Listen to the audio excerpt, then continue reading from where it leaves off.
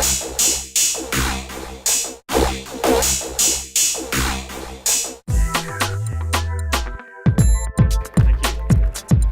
it's a pleasure today to be with you and share some insights into the property market.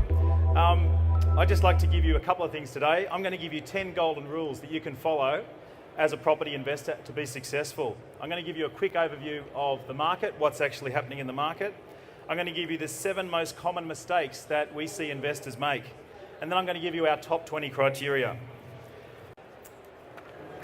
All right, let's get into it. Let's have a look at a quick market update.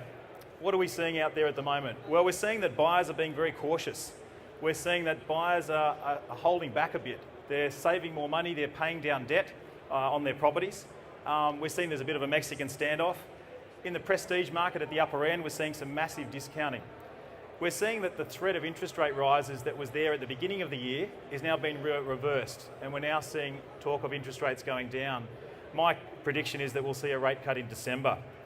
Overseas, we're seeing talk about the sovereign debt crisis, share market volatility affecting the nerves of investors. But you've got to remember, property investing is for the long term. It's not a short-term activity. You're there for the long term. Let's have a quick whip around the country and let's see where the median prices currently sit. Now, these figures are from Residex. There are numbers that are different from different providers like Australian Property Monitors or RP Data. But these are the numbers that we've got. And the only point of this slide is simply to show you that at each capital city, the property market is at a different stage. So you might look at that thing and think, look, I'll never invest in Sydney or Melbourne because it's too high. Well, that's false thinking. You've got to look at the rate of growth of a property, not just the price today, but the relative price tomorrow and 10 years from now. So if you knew that the median price in Sydney, say 10 years ago, was $385,000, would you have bought a house there? Well, I certainly would have. So look at the direction of the market, demographics, supply and demand. Now, one of the key messages I want to give you today to take home is that research is king.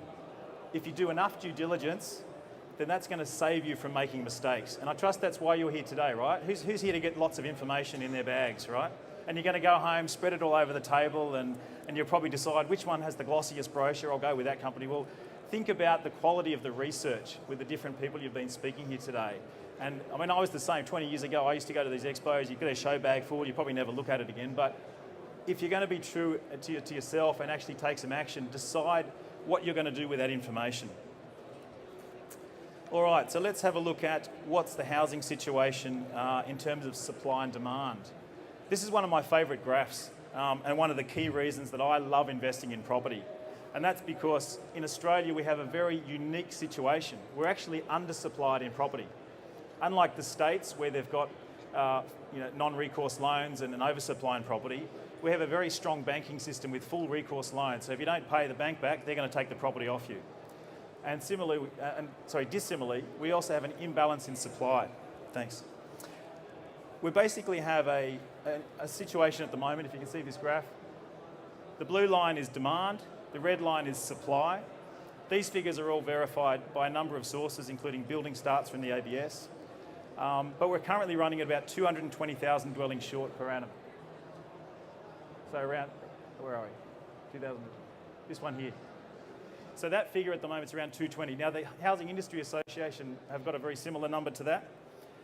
The bulk of that undersupply is actually in New South Wales.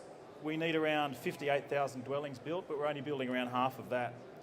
The other interesting thing is to look at what's happening with population growth and population demand, supply. We're currently at around 22 million people in Australia, and the Treasury are estimating that we're going to have around 36 million people by 2050. But the interesting thing is that Treasury have kept increasing their projections. Originally they said, oh, we'll have about 28 million by 2050. Then they said, no, we'll have 32. Now they're saying 36 million. So they've actually revised their estimates by a whopping 36%. So a lot of that has to do with migration into Australia. We're getting around 180,000 new migrants into the country every year. So the key reason I'm showing you that graph is because it puts a floor in the market, I believe. That's really showing that the market is quite stable and there's always going to be demand for property. Let's have a look at vacancy rates. So who here has tried to rent a property recently? Just stick your hand up if you've tried to rent something. Has it been easy? Has it been hard? Okay, if you're trying to rent a property, say in Sydney at the moment, it's actually very difficult. There's actually what we call sort of almost rental auctions as such. Just as an aside, as an anecdote, I've got a property in Manly. We found out the tenant was leaving, so I said to the manager, put it on the market. We revised the rental up by around $50. We said we'll go for another $50.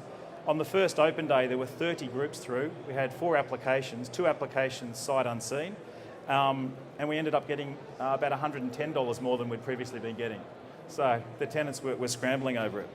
So it just goes to show that if you buy in the right area, you can actually have tenants fighting to get the right quality of property.